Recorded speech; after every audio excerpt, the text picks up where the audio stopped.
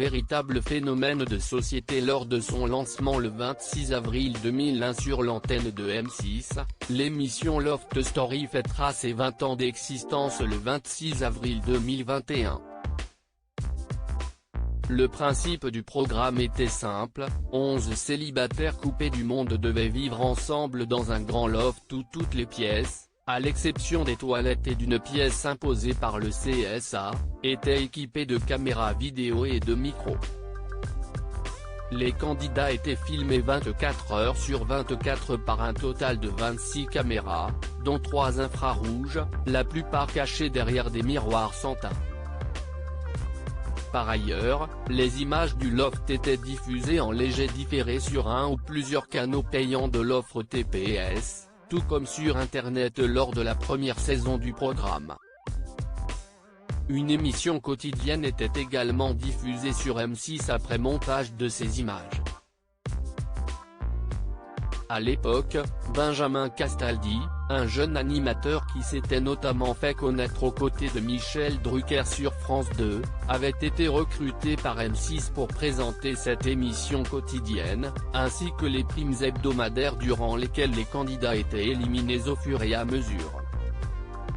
Il fut également accompagné par Marie Guillemont en 2001, puis par Séverine Ferrer en 2002, qui co-animait l'émission en direct du Loft. Durant la seconde saison de Loft Story, l'émission Le Loft du samedi soir, qui récapitulait les événements de la semaine et accueillait les candidats éliminés, était également diffusée.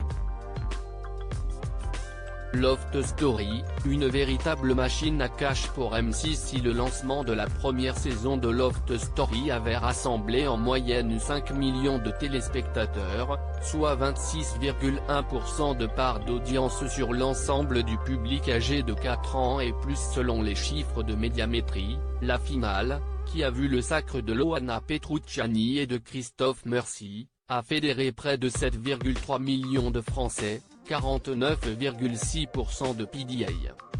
Ainsi, le spot publicitaire diffusé sur M6 pendant l'émission est passé de 73 000 francs à 230 000 francs au cours de cette première saison, pour un bénéfice publicitaire estimé à 250 millions de francs en 2001.